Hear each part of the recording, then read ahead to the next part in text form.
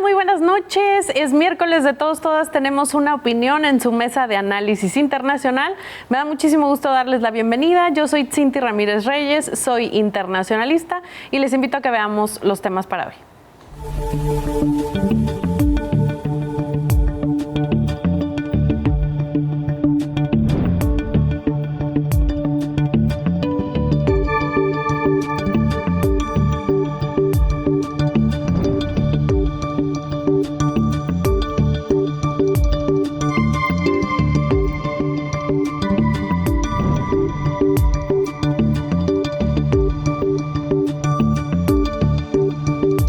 Bueno, pues me permito presentarles a nuestros analistas del día de hoy. Comienzo al frente, está Eduardo González Velázquez de la Escuela de Ciencias Sociales y Gobierno del TEC de Monterrey. ¿Qué tal? Buenas noches, saludos. También está con nosotros Carlos Cerda Dueñas de la Escuela de Ciencias Sociales y Gobierno del TEC de Monterrey. ¿Qué tal? Muy buenas noches. Saludo a mis colegas y al amable auditorio. Muchas gracias. También está con nosotros Elizabeth Prado del Departamento de Estudios Sociopolíticos y Jurídicos del ITESO. Un gusto estar aquí, como siempre. Muy bienvenida, Liz. Y también está con nosotros Jaime Preciado, él es director del Centro de Estudios Latinoamericanos Avanzados de la Universidad de Guadalajara. Un gusto estar con ustedes, un gran saludo a la teleaudiencia. No olvidemos Palestina, Medio Oriente. Así es, hoy tenemos un tema muy importante relacionado con eso en uno de nuestros bloques, entonces no se lo pierdan. Vamos a empezar esta primera sección, pues ya se imagina usted, con un tema mundialista. Lalo González, hemos estado haciendo ya hace un par de programas una sección sobre pues análisis del tema futbolero, pero desde la geopolítica. Hubo temas muy interesantes relacionados, por ejemplo, con Países Bajos, Marruecos, si nos cuentas un poco al respecto lo que nos quieres compartir. Sí, fíjense que a mí me parece que lo que vimos en los Países Bajos, esta manifestación de marroquíes contentos porque habían ganado su partido precisamente contra Países Bajos y que la policía pues se les deja ir a macanazo limpio, a mí me parece que es una muestra muy clara de una contradicción permanente que existe en torno al fenómeno migratorio. Es decir, cuando el migrante, la persona migrante, va a un país a trabajar, pues en tanto trabaja bien, barato, no dice nada, no se queja, es bien recibido. Es lo que yo siempre he manifestado, que es una mano de obra dócil, barata y calificada. Pero cuando el migrante levanta la voz, entonces vienen las represiones. Y lo que vimos ahora me parece que es bastante lamentable por dos asuntos. El primero es, muchos de los países, no solamente europeos, sino de otros continentes, están jugando con o naturalizados o gente que tiene posibilidad por haber nacido en un país con padres y madres de otro país, jugar en otra nación.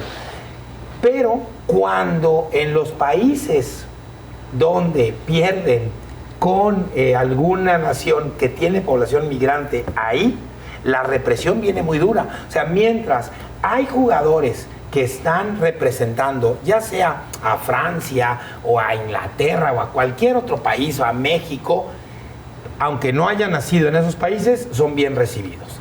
Pero si en esos países hay manifestaciones a favor de grupos migrantes que representan países que han estado avanzando en la Copa del Mundo, pues entonces vienen estas represiones. Y yo creo que es una muestra muy clara de lo que pasa en otros espacios que no se miran, que tiene que ver con el trabajo agrícola, con el trabajo en la construcción, con un montón de espacios en donde el migrante, mientras guarda silencio, es bien recibido. Cuando sale a las calles a manifestarse en cualquier tema, viene la represión. Así es, entonces parece que de repente brotan estos procesos discriminatorios y racistas que están ahí debajo de la superficie y que de repente detonan con cuestiones como esta, que fue el asunto de los festejos de los aficionados de Marruecos en Países Bajos y esta represión brutal por parte de la policía de aquel país, ¿no? Entonces es una de las cosas que vimos. Doctor Carlos Cerda. Pues yo quisiera referirme a lo que pasó en Corea del Sur, porque obviamente pues se entiende la frustración de la eliminación del equipo que pues todos pensábamos que iba a pasar a la siguiente ronda, y no Sudáfrica, porque hay que decirlo, así lo decían los pronósticos y las casas de apuesta, ¿verdad? Pero resulta que el que más indignó fue el presidente de Corea del Sur, y ha ordenado una investigación exhaustiva para ver qué pasó, cuáles son las causas del fracaso de la selección, ¿verdad? Esto es muy curioso, ¿no? Porque él argumenta diciendo que en virtud de que el gobierno destina fondos públicos para la selección de Corea, tienen el derecho de hacer esta investigación, pero contradice completamente ahora sí que los lineamientos y estatutos de la FIFA, donde pues los gobiernos no pueden intervenir. Hay que decir, la FIFA es muy laxa o deja pasar mucho este asunto, no como el COI, como el Comité Olímpico Internacional. Él sí es implacable. Cuando un gobierno interviene, desafilia a la federación correspondiente. Acá la FIFA, pues ya la estamos conociendo cada vez más, ¿verdad? A veces es muy laxa, pero aquí las interrogantes que surgen, y después de las conclusiones de esta famosa investigación, ¿qué va a pasar, verdad? O sea, ¿van a azotar al técnico? ¿Lo van a mandar al exilio? O sea, no entiendo, ¿verdad?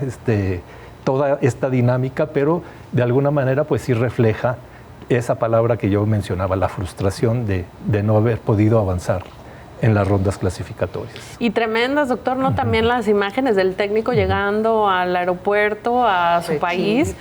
Y lo sacaron por policía. Así es, una cuestión como de vergüenza nacional, pero tremendo, ¿no? Doctora Alice Prado. Sí, bueno, yo quiero decir que no traigo la playera de la selección porque no se secó, pero mi intención también era traerla como Cinti y como Lalo. En temas más agradables, quiero decir que en política internacional hay poder duro, que es aquel que se refiere pues, a poder militar, a poder que se ejerce por la fuerza, pero hay otro que es un poder suave, y en términos de ese poder creo que México puede ser el campeón de la Copa del Mundo, porque ha demostrado ser un país que es superior en términos de ganar ganar en términos de emocionar, ¿no? al público, emocionar, movilizar los sentimientos, no solo de los mexicanos, sino tener una movilización cultural, una marca cultural exportable al resto del mundo, recibir a los turistas, conquistarlos con nuestra cultura, nuestra gastronomía, con los festejos. Esto ha sido ha recibido cobertura a nivel internacional, dando una imagen muy positiva del país, ¿no? De pronto, de esas imágenes y noticias pues negativas que recibía México, pues ahora está recibiendo por todas partes del mundo y en muchos medios internacionales. Yo veía incluso Al Jazeera y algunas cadenas noticiosas pues recibiendo esta cobertura de turistas de todas partes del mundo, pues muy complacidos por cómo han sido acogidos por la afición mexicana, por los festejos y demás. Y creo que eso ha sido pues un acierto para este país, por supuesto los aficionados, pero también un acierto del gobierno de establecer todos estos espacios donde la gente pueda celebrar, ¿no? Estas manifestaciones. También pues esta marca nacional que se ha creado a través de los símbolos, ¿no? En las sedes mundialistas y en otras partes del país. Entonces yo creo que a los mexicanos pues, y a México como país le va a dejar muy buen sabor de boca y muy buena imagen a nivel mundial. Creo que México en ese sentido pues va a llevarse y esperemos que también se lleve, por supuesto, la otra copa. Sí, el tema de la hospitalidad ha dado la vuelta al mundo y contribuye mucho en cuanto a la percepción positiva de México como país, ¿no? Incluso, pues, perdón, Cinti, los mexicanos en otras partes del mundo, ¿no? O sea, cómo festejan los mexicanos en Estados Unidos y en otras partes del mundo. Se le compara mucho a cómo se están llevando a cabo los festejos en México con los FanFest en Canadá y en Estados Unidos, que cuando no juega México, pues se les ve bastante desangelados. Ciertamente es otra de las cuestiones que ha estado circulando. Querido Jaime, ¿tú cómo observas el Mundial hasta ahora? Bueno, a mí la verdad es que me detonaron muchas cosas. Una conferencia que tuvimos el lunes pasado, que era ¿por qué es importante ganar una Copa de Fútbol? Y tomaban como centro pues el caso de Argentina. Y la verdad es de que alrededor de eso giran como varios niveles de ficción. Primero, la ficción humanidad, ¿no? Todos y todas somos uno alrededor del balón. Y eso, la verdad es que es un fenómeno que no podemos menospreciar ni prejuzgar, ¿no? Es un fenómeno que se da y que tiene efectos muy positivos en el sentido de ver que un balón nos puede efectivamente unir, aunque seamos fans de tal o cual partido y terminemos llorando o abrazándonos, pero que ahí está. La ficción nación. O sea, son selecciones que encabezan como todo un proyecto de país en el que no hay clases, no hay conflictos, no hay etnias, ¿no? Todos somos uno al nivel de la nación y también todos somos uno a nivel de los terruños. Es decir, es un universalismo que nace con un proyecto católico, laico, incluyente, como fue la idea de Jules Rimet, cuyo nombre llevó la Copa, a ver si no me corrigen aquí, hasta 1970, sí, cuando Brasil gana por tercera ocasión la Copa Mundial. Y se la queda. Y desde entonces ya no lo tiene. Pero era ese proyecto de lo mejor que tiene el catolicismo, del sentido de proyectarse como universal, aunque con el respeto a las diferencias. Y el terruño, pues eso es también fundamental, ¿no? ¿Quién no puede hablar de que, por ejemplo, las Chivas, y ese es un dato confirmado que tengo, aportó 5 jugadores a la selección y entonces es una representación del mosaico nacional, pero también, y ahí es donde no hay que perder de vista, hay críticas que dicen el Mundial es una cortina de humo, o el Mundial minimiza ciertos conflictos. Entonces, allí sí creo que es otra la tesitura. Excelente, muy interesante lo que nos aporta Jaime. Vamos a una pausa y volvemos.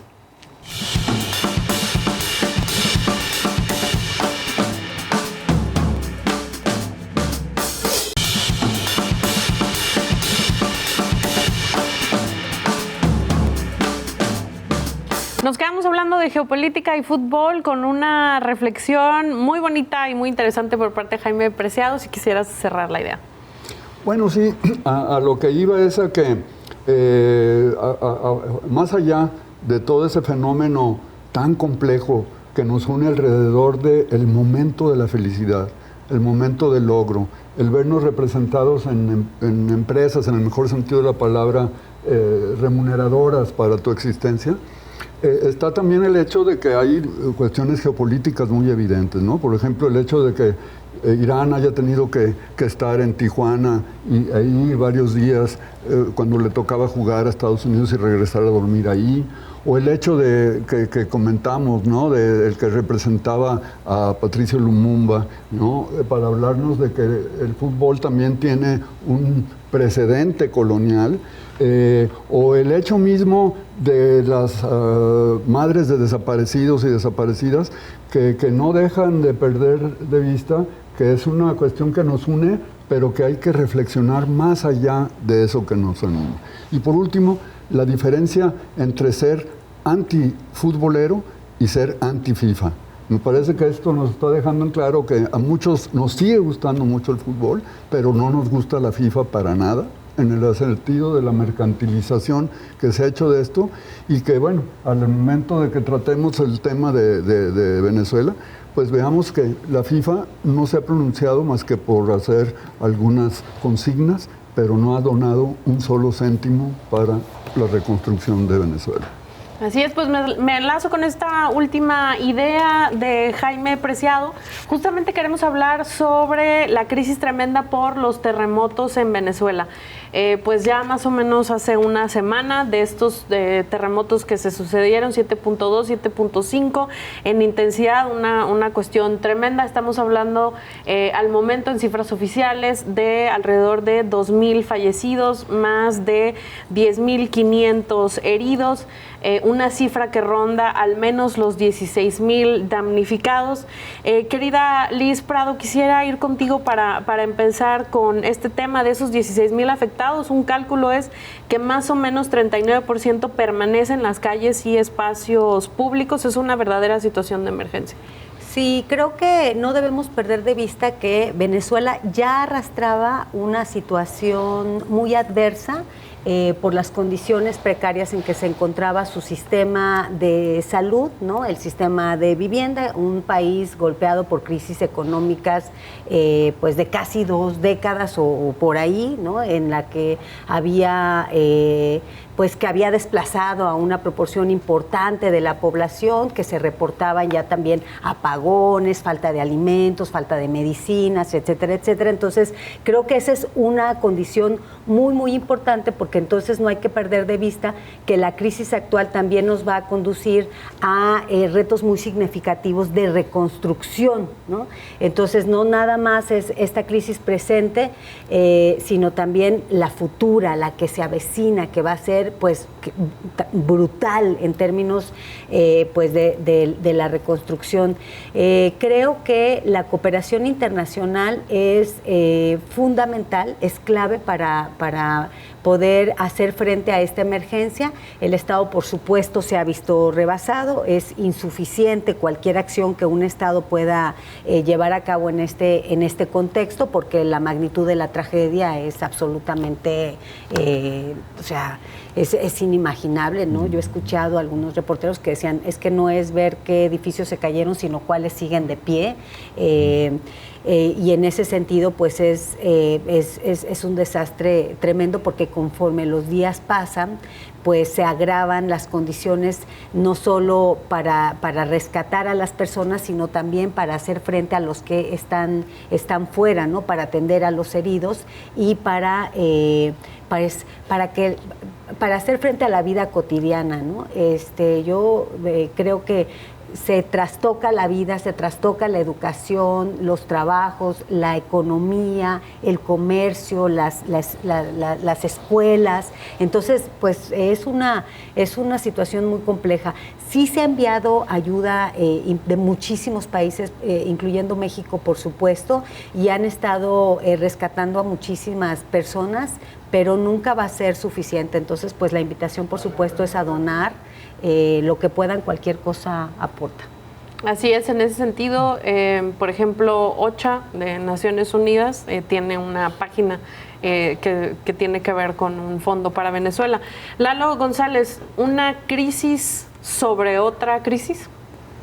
Sí, a mí me parece que lo que sale a la luz luego de los terremotos también tiene que ver con 2 o 3 cosas presentes, pero también pasadas. Es decir, lo primero que hay que poner siempre sobre la mesa es que en muchos países parece que no pasa nada hasta que no sucede algo, ¿sí? Y es una tensa calma en política, en economía, en muchos asuntos, en salud, hasta que no viene algo como esto. Y nosotros lo vivimos en 1985 de la misma manera. Parecía que todo estaba en su lugar, viene un terremoto de esa magnitud y se destapa una enorme cloaca en relación a un montón de cosas que nos dimos cuenta en la Ciudad de México. Pues en Venezuela está pasando lo mismo, pero también me parece que la crisis que hoy vive Venezuela tiene 2 momentos. Uno, el pasado, y otro, el presente. Es decir, no podemos olvidar que a pesar de que Venezuela tiene grandes yacimientos en petróleo, el bloqueo establecido por Estados Unidos le complicó la existencia no solamente al gobierno de Chávez, sino también al de Maduro, para usar como podían haberlo hecho esas riquezas, por un lado. Por otro, hay que recordar que hay 31 toneladas de oro en bancos en Gran Bretaña de Venezuela que no se los han regresado. Pero además hay una gasolinería en Estados Unidos, Citgo, que se cubre el 10% de la venta que tiene que ver con Venezuela, con el gobierno de Venezuela, que cubre el 10% de la venta de gasolina en Estados Unidos y que también se ha enfrentado a un montón de complicaciones establecidas por la Oficina Oval. Entonces, por un lado, no tienen recursos, por otro lado, esos recursos en ocasiones mal usados y en ocasiones imposibilitados de utilizarlos en educación y en salud, pues sobre ese esquema vienen los terremotos y la crisis se agudiza. Entonces, sí me parece que es importante, y con esto cierro, que cuando veamos catástrofes naturales, no perdamos de vista las catástrofes producidas por la mano de hombres y mujeres en cualquier país. Y la exacerbación, ¿no?, de las consecuencias de esas mismas crisis. Doctor Carlos Cerda, luego de pues aquel bombardeo que mató alrededor de 100 personas en Venezuela, el secuestro del presidente Maduro, aquel 3 de enero, Estados Unidos ha extraído $6,000 millones en ganancias de petróleo venezolano y regresa $150 millones, una cifra muy modesta, en ayuda por el terremoto. Ese es uno de los elementos. ¿Qué más ve usted? Hay mucha ayuda humanitaria, ¿verdad? Y yo creo que eso va a prender la alarma ¿y Estados Unidos qué está haciendo? Sí se levantaron algunas sanciones el mismo día del sismo, ¿verdad? Pero evidentemente va a tardar mucho en llegar. En este tipo de tragedias también, como ya decía el doctor Eduardo, nos damos cuenta que hay mucho pueblo y poco Estado. Y en el caso de Venezuela, pues lo estamos también viendo. Es un gobierno ahí medio raro, medio postizo, vamos a llamarle así, pero no obstante, no puedo dejar de decir, por ejemplo, esa escena que vimos de Diosdado Cabello, ¿verdad? Tratando de evitar que llegara la ayuda humanitaria, o sea, no se puede lucrar, ¿verdad? Vemos a una Corina Machado, que dice, ahora es cuando voy a volver, o sea, se quiere sacar un provecho político de esto y yo creo que la tragedia es tan grande que no se vale este tipo de lucros, sin embargo lo están haciendo.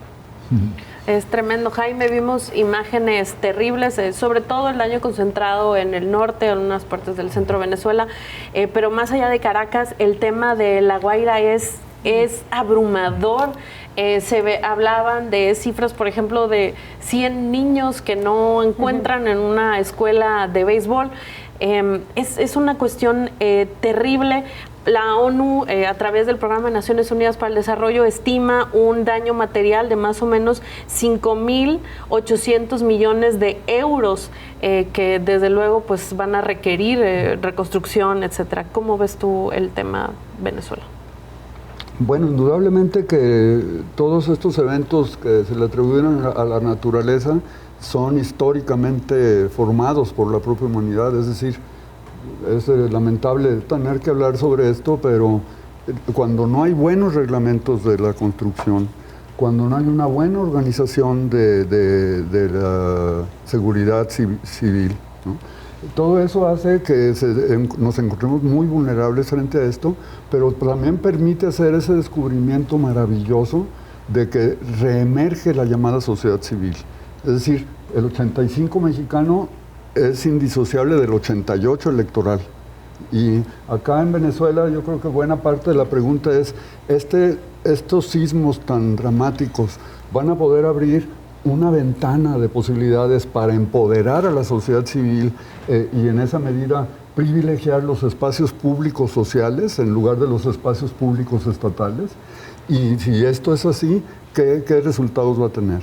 Es el desafío interno. Pero también en el nivel macro creo que hay cosas que son de por sí muy preocupantes. El hecho de que Delcy Rodríguez, al primer país que se haya referido en la cuestión de la solidaridad, sin dar crédito a otros, fue Estados Unidos, ¿no? $150 millones. Manda marines y no precisamente a gente especializada en términos de reconstrucción. Entonces este tema del Estado tutelado creo que puede estar muy en crisis en los próximos meses y que esto va a requerir de una forma muy innovadora en la que la autoconfianza de la sociedad civil pueda ir en ese sentido.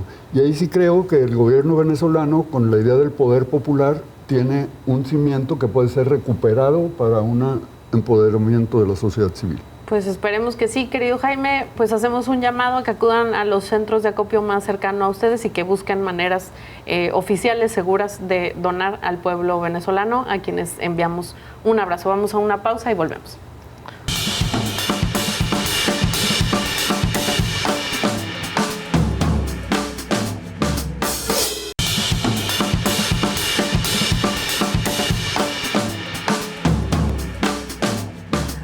Por acá, de regreso, doctora Liz Prado, ¿querías hacer un comentario? Sí, nada más sobre el tema de Venezuela, este caso, Lalo, que no sé si seguiste sobre estos, creo que fueran 122 deportados de Estados Unidos que llegaron a La Guaira un par de horas antes de los terremotos y los alojaron en un hotel que después cayó durante los terremotos, que pone sobre la mesa el tema de las deportaciones y las condiciones. Pues yo creo que están pidiendo que se paren las deportaciones de venezolanos desde Estados Unidos, justamente porque en este momento se necesita que los venezolanos tengan permiso de trabajo en Estados Unidos para que puedan seguir trabajando, para proveer para sus familias, pues en estas condiciones que son pues de catástrofe humanitaria, ¿no? O sea, sería un gesto pues muy importante de un país que además acaba de intervenir en ese otro país. Bueno, hay varios gestos, ¿no?, probables ahí. Por ejemplo, dejar de tener control sobre el recurso, dejar de ahorcar a un gobierno, entre otras muchas cosas. Es tremendo. Creo que sí habría mucho que hacer si Estados Unidos quisiera recobrar algo del liderazgo moral, ¿no? Bueno, doctor Carlos Cerda, si quisiera comentarnos, hay un asunto relacionado con Estados Unidos que tiene que ver con un revés a una orden ejecutiva del presidente Trump en un tema muy interesante. Claro que sí. Como parte de las promesas de campaña de Donald Trump, ¿verdad?, es acotar el derecho a la ciudadanía norteamericana, y efectivamente en el primer día de su mandato, este segundo cuatrienio, firma una orden ejecutiva tratando de negar el derecho a la ciudadanía, la nacionalidad, ellos le llaman ciudadanía, norteamericana, sobre todo a las personas, hijos de migrantes, de forma irregular, ¿verdad? Entonces, él firma el orden ejecutiva, termina en la Corte Suprema, que resuelve finalmente ayer. Aquí hay que decirlo, en el proceso, ¿verdad?, acude Trump a la Corte Suprema, ¿verdad?, como parte interesada, lo que en la historia de los Estados Unidos nunca había sucedido, y él acude, ¿verdad?, para dar sus argumentos, aunque bien sabemos que también fue para tratar de presionar a los jueces, sobre todo a los jueces que él nombró, porque él nombró 3 de los 9 jueces que componen la Corte Suprema en los Estados Unidos. En su anterior periodo nombra a 3. Y curiosamente 2, ¿verdad?, 2 de estos nombrados votan a favor de que no se modifique, o sea, en contra de la orden ejecutiva, y que no se modifique el derecho que establece la enmienda 14, ¿verdad?, que viene del siglo XIX, por el cual se garantiza este derecho que también se le conoce como el jus soli, el derecho, ¿verdad?, del suelo, por el simple hecho de nacer en el territorio de los Estados Unidos, pues se adquiere la ciudadanía. Entonces, la votación no fue, o sea, fue 6 en contra de la orden ejecutiva, 3 la respaldaron, ¿verdad?, entre ellos uno de los jueces nombrados por Trump, pero curiosamente uno de los 6, también nombrado por Trump, se aparta de la votación, hace un voto disidente. Y esto es muy interesante porque él dice, ¿verdad?, estoy en contra de la orden ejecutiva, pero no por las razones que están dando todos los demás jueces. Y yo considero que efectivamente la enmienda 14 garantiza ese derecho a la ciudadanía, pero podemos hacer una legislación secundaria donde pongamos excepciones. Entonces, esa es una hoja de ruta que le dio a Trump. De hecho, si ustedes ven, no reaccionó abruptamente Trump, ¿verdad?, a pesar de que es un revés grandísimo, ¿verdad?, para su movimiento, ¿verdad? Y sin embargo dice, bueno, pero lo podemos resolver con esta ley, ¿verdad? Yo les pido a los legisladores que se pongan a trabajar, y cuentan con todo el respaldo del presidente. Seguramente a lo mejor lo vamos a ver, y esta ley va a volver a la Corte Suprema de los Estados Unidos, donde a ver si ahí no nos cambian ya el criterio, algunos de los jueces ya nombrados también por Trump, ¿verdad? Hay una de las jueces, la juez más joven de la Corte, que fue nombrada por Trump y que ha sido objeto de presiones por parte de los partidarios y por el mismo Trump, porque se ha apartado muchas veces de los criterios que quiere que Trump suscriba. Así es, muy interesante. Lalo González, el fallo apenas del 30 de junio, ¿cómo lo ves tú? Pues yo lo escribí esta semana, un respiro para la comunidad migrante. Fueron 17 meses de estar pues peleando de manera judicial con el apoyo de prácticamente todos los estados demócratas en Estados Unidos y creo que hay un elemento que me parece que es importante no perderlo de vista a partir también del comentario de Liz en el bloque anterior, perdón, en este bloque con respecto al TPS. 2 semanas antes le habían permitido a Trump que efectivamente quitara el TPS, entre otras naciones, a Venezuela. Luego viene este fallo que es totalmente en contra a lo que había firmado ya el año pasado. Pero dentro de todo esto, además hay un dato que me parece que es muy importante. 255,000 niños nacen cada año en Estados Unidos cuyos padres y madres están en un estatus migratorio irregular. Y entonces, en caso de que hubiese pasado esto, pues ¿qué iba a suceder con este 250,000 de niños que nacen en Estados Unidos? Entonces me parece que el fallo de la Corte Suprema, pues por donde se le vea, es un fallo que debió haber salido pues mucho antes y que efectivamente es un revés muy fuerte para Trump, y esperemos pues que el 3 de noviembre las elecciones no le den el respaldo suficiente como para querer ir en contra otra vez de esta población. Híjole, es tremendo, muy interesante el tema, querido Jaime. Hay una serie de contradicciones también ahí con el tema de la población migrante que no necesariamente se publicitan tanto. En medio de todo esto, un revés judicial tremendo, como ya nos explicaban anteriormente, también da Trump un poco por fuera de todo esquema permiso a granjeros, lecheros en particular, de que contraten trabajadores migrantes por periodos que van más allá de lo que permitirían las visas temporales. Y todo esto ocurre tras bambalinas después de una presión muy fuerte de la Federación Nacional de Productores de Leche, por ejemplo, en los Estados Unidos. Entonces, debatirse entre el discurso político y la incongruencia de la economía real que requiere de mano de obra migrante, querido Jaime. Sí, o sea, esto de las visas de trabajo temporales o con cierto plazo un poquito más amplio, realmente está vinculado con otro tema de la ciudadanía, y yo lo quería enmarcar en lo que se refiere a que estamos a 3 días de la conmemoración del 250 aniversario de la Constitución de los Estados Unidos. Y esto va a traer a colación la discusión de la nación, ¿no? Y la discusión de la nación, uno de sus puntos fundamentales es quiénes la forman y bajo qué condiciones. De tal forma que ese principio de todos somos iguales bajo los ojos de Dios, pone en una crisis tremenda con estas políticas de discriminación que no dejan de estar torpedeadas por distintos frentes, pero que abren un compás importante para que estemos atentos a un tema que deberemos incluir en nuestro próximo programa, y que es ¿qué significa la nación estadounidense hoy en día? Un tema interesantísimo, Lalo González. A propósito de lo que mencionas, Jaime, hay que recordar que esta enmienda 14 de 1868 se da precisamente casi 100 años después del nacimiento de Estados Unidos, en una discusión para determinar el lugar que tenían las poblaciones afroestadounidenses en la nación.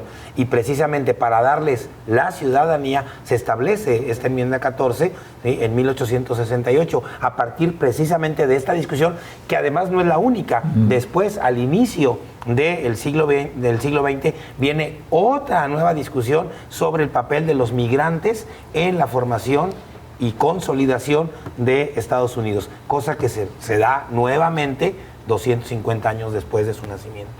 Así es. Bueno, quisiéramos pedirle a la producción si nos puede proyectar una imagen sobre un tema muy importante que tiene que ver con Naciones Unidas. Resulta que se presentó en días pasados el informe de la Comisión Independiente de investigación sobre territorios palestinos ocupados que incluye Jerusalén del Este e Israel. Ese es un documento que está disponible en línea y lo que ellos hicieron fue hacer un informe que es durísimo, que es contundente respecto a las acciones del gobierno israelí y las Fuerzas Armadas de Israel respecto de las infancias palestinas. Querido Jaime, más de 20,000 niños muertos, más de 44,000 niños asesinados.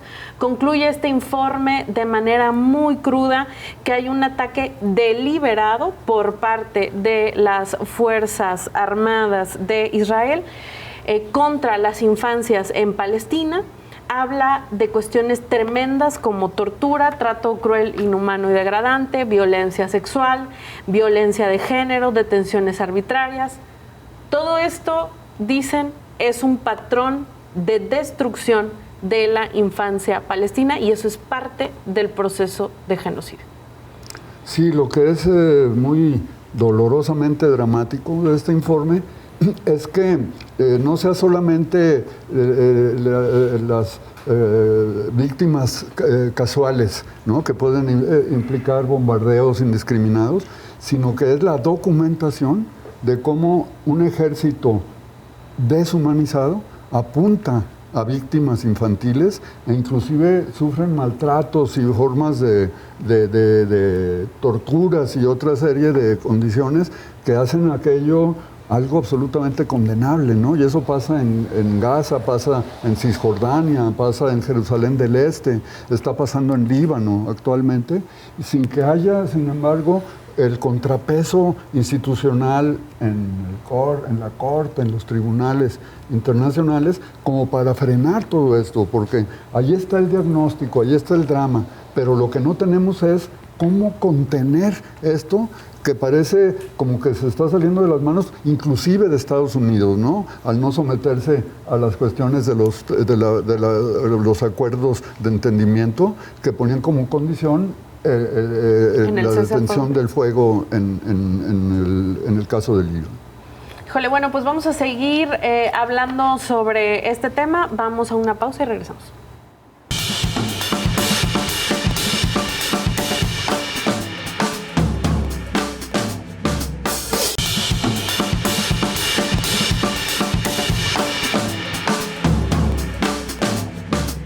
De regreso, nos quedamos hablando sobre el informe ONU acerca de las infancias palestinas y cómo han sido objeto de ataques deliberados. Querida Liz, hemos sido testigos de ataques tremendos contra escuelas, hospitales, pero también contra orfanatos, un impacto tremendo en las condiciones de vida para la infancia palestina. Sí, hemos visto, o sea, tenemos material gráfico que da cuenta de los niños y las niñas como blancos de los ataques palestinos. Yo he visto escenas de soldados israelíes que han dejado morir a niños desangrándose después de varias horas, realmente mostrando cero humanidad, cero nivel de empatía por una persona, por un niño que está pues allí sufriendo. O sea, son de verdad escenas muy dolorosas, difíciles de ver independientemente de raza, religión, etnia, color, o sea, muy, muy dolorosas. Es muy difícil y excede la comprensión de cualquier ser humano, incluso para uno que estudia estos temas internacionales. El informe, más allá de señalar números, datos y cifras, pues refleja que el desarrollo de las infancias pues está en riesgo. No hay un impacto psicológico y un futuro comprometido de todos esos niños y niñas que desde 2023 pues se encuentran en la Franja de Gaza, porque la gran mayoría de las escuelas, playas, de los espacios recreativos, de las guarderías, pues han sido destruidos. Entonces no hay condiciones para que reciban educación, para que se formen. Todas esas condiciones que cualquier ser humano necesitaría para desarrollarse y crecer con una salud física y mental apropiada. Y eso es verdaderamente grave. Entonces, la comunidad internacional, aunque el doctor Cerda me jale por ahí las orejas, yo creo que pues ha quedado muy corta porque no ha hecho lo mínimo para corregirlo más allá de las condenas. Un aspecto, Cinti, que a mí me parece, ya que hemos llegado quizá al punto, es esta invasión de ratas que se vive en la franja, que pues ya todos los campamentos están con una plaga de ratas que ya comen no solo los alimentos, sino a las personas. Entonces ya las condiciones de vida ya son desastrosas, ya les han robado todo. Habla el informe ONU, Lalo González, sobre una nueva generación de niños con discapacidad. Habla sobre el uso de la inanición como arma de guerra, pero también una sociedad israelí que no restringe a su gobierno, que participa de sus fuerzas armadas y no detiene este tipo de crímenes tremendos. Y también habla el informe de colonos israelíes que en territorios como Cisjordania son, dice el informe, autores y actores persistentes en esta violencia. Cuando revisé el informe, recordé el trabajo de Svetlana sobre los niños de la guerra, en la Segunda Guerra Mundial. Y lo que vemos en este trabajo de la periodista rusa, pues se refiere sobre todo a jóvenes y niños que, a querer o no, pues se encontraban en el campo de batalla. Pero lo que refiere el reporte sobre Palestina, pues son niños que no están participando en el combate, que son niños que están siendo utilizados para someter a un pueblo como el palestino. Entonces, yo creo que lo que arroja el informe, pues muestra la parte más oscura a la que puede llegar el ser humano. Sí, o sea, una persona en condiciones como las que estamos viendo ahorita. Me parece que el reporte muestra precisamente el tipo de persona que es Netanyahu y la gente de la que se rodea y que permite esto. Pero hay otros elementos que creo que también es importante no olvidar. Tenemos ya una población muy amplia en Palestina de personas que no tienen ni siquiera papeles identitarios porque no hay posibilidades ni siquiera del registro. Cuando hablamos, yo estaba revisando que pues se suele decir no hay acceso a servicios de salud, no hay acceso a la educación, pero resulta que en este momento tampoco tienen acceso no solamente a sus documentos, sino ni siquiera a los cementerios que han sido destruidos como parte de este genocidio. Entonces lo que creo que estamos viendo es la manera más ruin en la cual un Estado genocida como el de Israel trata de salir adelante en esta guerra que mantiene con los palestinos. Es terrible, tremendamente asimétrico, uso de francotiradores. El informe habla también de la salud materna y es completamente devastador. Y en medio de todo esto, doctor Carlos Cerda, vemos a Netanyahu queriendo moverse, como hacer relaciones públicas con distintos jefes de Estado en el mundo, pero recientemente vimos una visita en Jerusalén que es interesante de la presidenta de la República Srpska y el expresidente Milorad Dodik. Si nos cuentan por qué es importante esto. Sí, aparentemente eso se ve como muy inocente, ¿verdad? La semana pasada el gobernador Lemus se reunió con el rey Felipe VI, es decir, ¿verdad? Un gobierno local con un jefe de Estado, nada, no pasó nada, ¿verdad? O sea, pero acá lleva jiribilla, como decimos, ¿no? ¿Por qué? Porque por la situación política de la República Srpska, ¿verdad? Porque En los tratados de Dayton, que terminan la guerra de Bosnia y Herzegovina, se dejó muy claro bajo qué esquema iba a estar la República Srpska, que iba a ser parte de una federación compuesta por esta república y por la Federación de Bosnia y Herzegovina, para crear un estado que se llama Bosnia y Herzegovina, pero que tiene una autoridad supranacional nombrada directamente por Naciones Unidas. O sea, es un caso completamente sui generis. Pero entonces estas personas van con Netanyahu en un afán de, obviamente, la República Srpska tiene afanes secesionistas, ¿verdad? Quiere proclamar su independencia, lo cual tiene vedado por estos acuerdos de Dayton. Entonces, los dos llevan agua a su molino, ¿verdad? Y aquí quiero recordar, hace un par de meses, recordemos que Netanyahu reconoció a la República de Somalilandia, o sea, cuando Naciones Unidas tiene prohibido eso porque amenaza la integridad territorial de Somalia, que es un país pero completamente problemático desde la década de los 90. Entonces, es el mismo aspecto, o sea, Netanyahu en su afán de conseguir aliados, entre comillas, ¿verdad? No le importa reunirse con quien se tenga que reunir, y estos, en su afán también de darle visibilidad a sus afanes secesionistas, pues también van con un genocida. Así es, la lectura política de esta visita es importantísima. Quisiera pedirle a la producción si nos puede dejar en pantalla el mapa para que quienes nos ven nos entiendan muy bien a qué nos referimos. Si nosotros volteamos a ver el mapa de lo que es Bosnia-Herzegovina, que ustedes han visto jugar en el Mundial, pues vemos aquí dos colores. El azul más claro es la República Srpska, a la que se refería el doctor Carlos Cerda.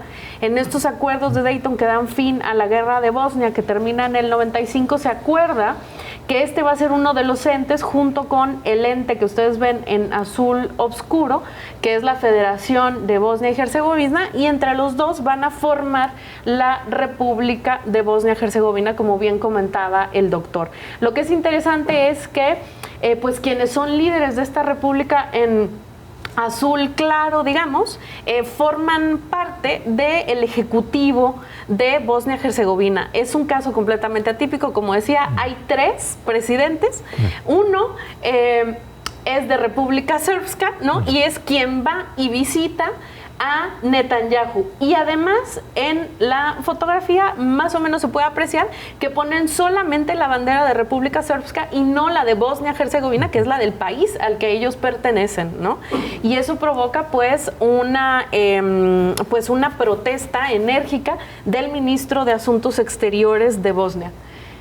Ahí es muy interesante también tener en cuenta que esta relación entre el Estado de Israel y la República Srpska no es solo de ahora y no es solo de esta época, sino que en la época más tremenda de la guerra de Bosnia, pues el Estado de Israel tuvo colaboración en temas de entrenamiento y de envío de armas a pues los rebeldes serbios de ese momento, que cometieron atrocidades tremendas. Entonces, bueno, esto tiene raíces muy profundas y toca heridas muy hondas que tenemos desde los años 90 por ahí. Es una visita muy interesante. También, doctor, en medio de todo esto, si ustedes vieron en el mapa, pues no nada más está Bosnia, sino que son vecinos de Serbia, del país de Serbia. Entonces no se me vaya usted a confundir.